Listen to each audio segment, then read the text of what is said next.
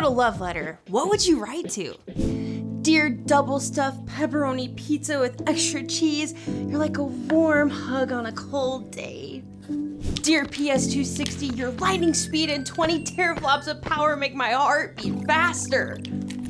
Dear furry fluffy pillow, you're so dreamy I never want to get up when the alarm rings for school. Dear atomic cruiser skateboard, you make my stomach flutter every time we do a kick turn.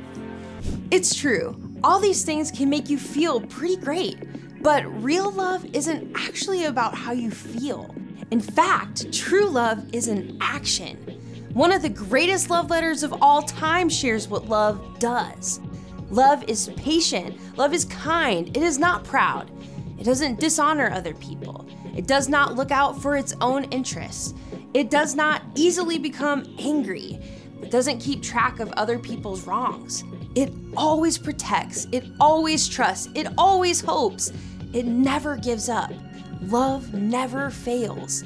And the best part, you don't have to come up with this kind of love on your own. Ask God, and God will pour out love to share with everyone you meet. Then others can see God at work in you. That's why love is an amazing way to worship God with your life. Because worship is about more than just singing loud. It's all about living loud.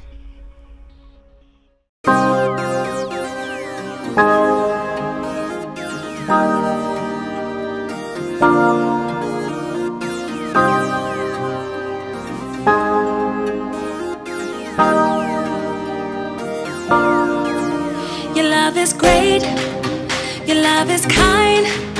You calm my fear, break every lie. Your love is good, your love is true. Your love won't fail, you'll see me through. How amazing is your love, so amazing. It's amazing, it's your love, how amazing is your love, so amazing. How amazing a love so deep, a love so high, a love so far, a love so wide. You changed the world, all space and time.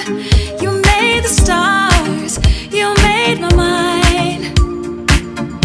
How amazing is your love, so amazing. It's amazing, it's your love, how amazing is your love, so amazing.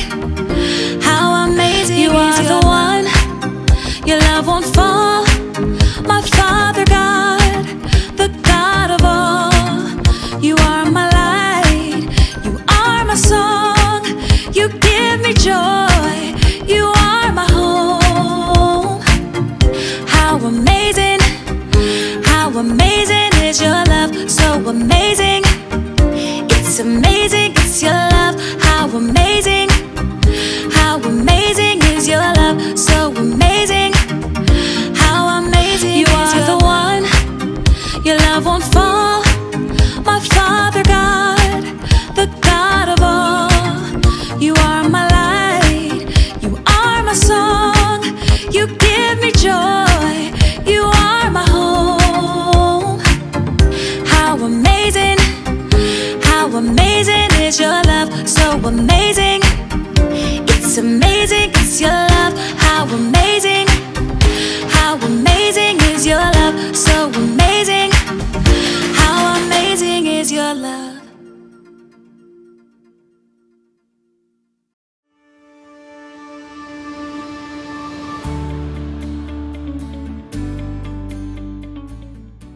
The longest fingernails are almost 30 feet long. That's 3 feet per finger. Ugh. Oh! Hey everybody! It's me, Jacob. Just catching up on a little reading. I love to read. Sometimes it's just really nice to turn off all the screens and open up a good book. There are all kinds of books out there for all kinds of people. Like Westerns. This town ain't big enough for the both of us, partner. Or fantasies. You shall not pass! Also, cookbooks. You're gonna set the mixer to puree for 14 minutes. And even audiobooks. The longest fingernails are nearly 30 feet long. That's 3 feet per finger. Oh, here's a book I remember. Kimberly Toast's Book of Manners. It's about being polite and following the rules. It tells you things like which fork is a salad fork, or how you're not supposed to have your elbows on the dining room table. You know, saying things like please and thank you. There's so many rules. It's like there's a rule for everything. So many books are about so many different things. And there are millions of books on what we're gonna talk about today. Love.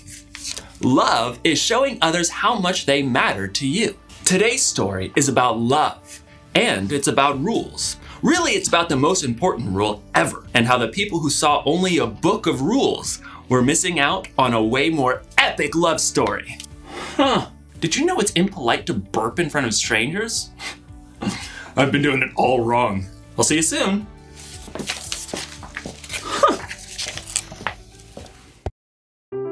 The Bible. It's 66 books of history, stories, letters, and poetry that fit together to form God's one big story. The epic adventure of how He created us and loves us so much that He made a way to rescue us. As we travel through the Bible, from Genesis to Revelation, we discover people who met God and found their lives changed forever. Now, for an amazing story, inspired by the book of Matthew, chapter 22, verses 34 through 40. Unlike the nations around them, the Israelites worshipped only one God. Hear, O Israel, the Lord our God, the Lord is one. When God led the Israelites out of slavery in Egypt, God called Moses up to the top of Mount Sinai. You have seen how I carried you on eagle's wings and brought you to myself.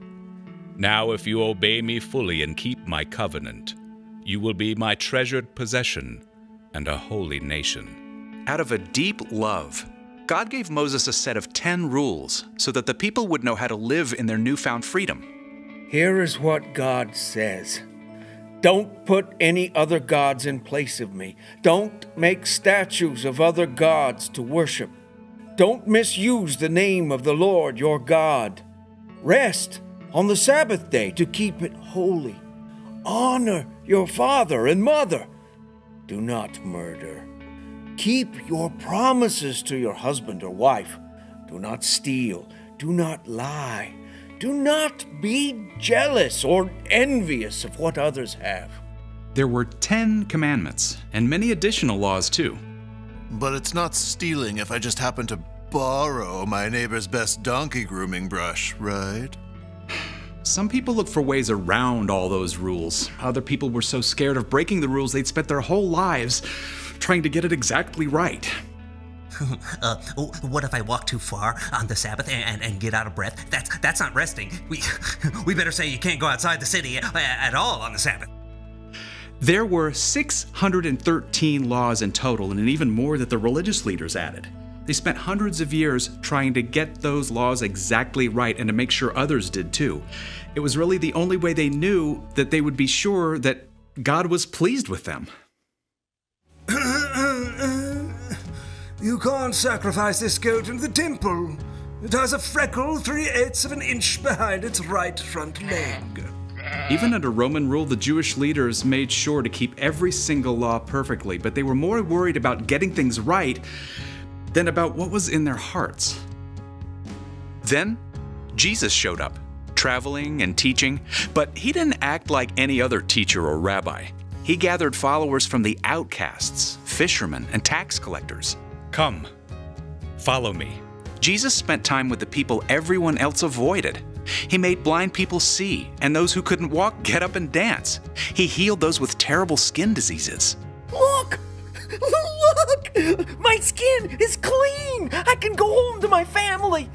Jesus invited women to follow him, something no other rabbi would do.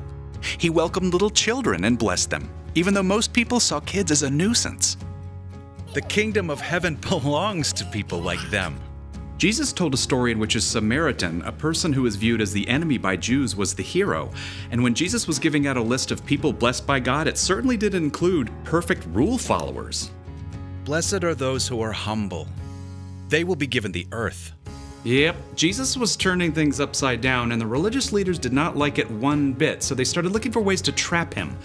One day they saw Jesus approaching a man with a twisted hand. Jesus, does the law allow us to heal on the Sabbath day? They wanted to catch Jesus breaking the law by healing the man, but instead, Jesus said, What if one of your sheep falls into a pit on the Sabbath day? Won't you lift it out? A person is worth more than sheep. So the law allows us to do good on the Sabbath day. Then, Jesus healed the man's hand. Preposterous. During Passover week, the whole city was stirred up to see what Jesus would do, and the religious leaders were desperate to silence him. Several of the leaders, called Pharisees, came to Jesus. One of them was an expert in all 613 laws, and he was sure he could turn the crowd against Jesus. Teacher! The law expert waited until there was a silence so that everyone would hear. Which is the most important commandment in the law? The law expert told himself gleefully, Jesus will have to pick just one law, and then I can point out all the other laws he's ignoring, and everyone will get upset. But Jesus said simply, Love the Lord your God with all your heart and with all your soul. Love him with all your mind.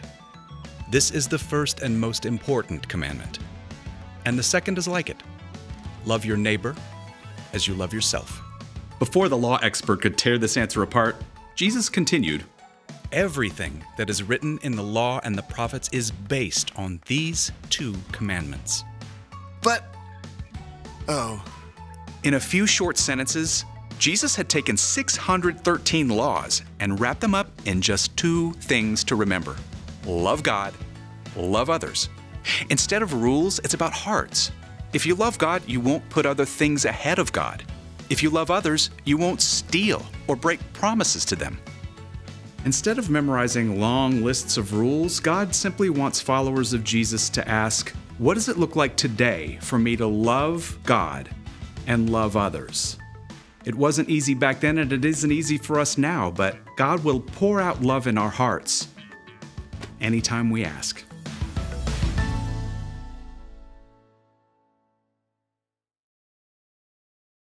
There are a lot of rules in life, and some people see this, the Bible, as a book of rules. And it's true, the Bible does include God's rules for our lives, but it's way more than that.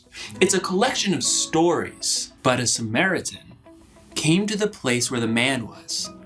When he saw the man, he felt sorry for him. Letters. I, Paul, am writing this letter. Silas and Timothy join me in writing.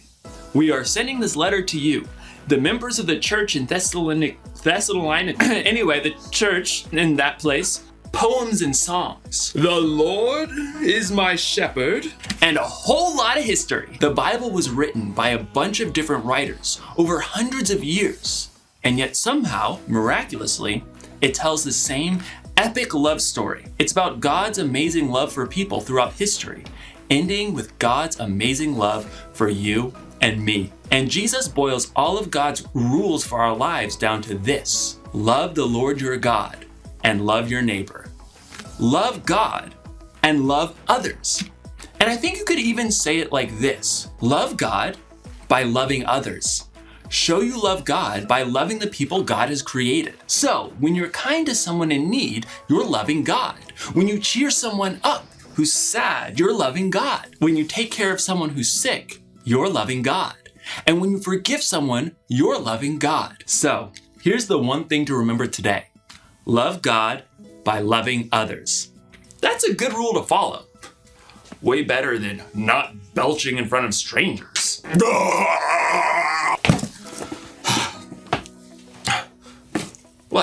We're not strangers. Also, excuse me. I'll see you next time.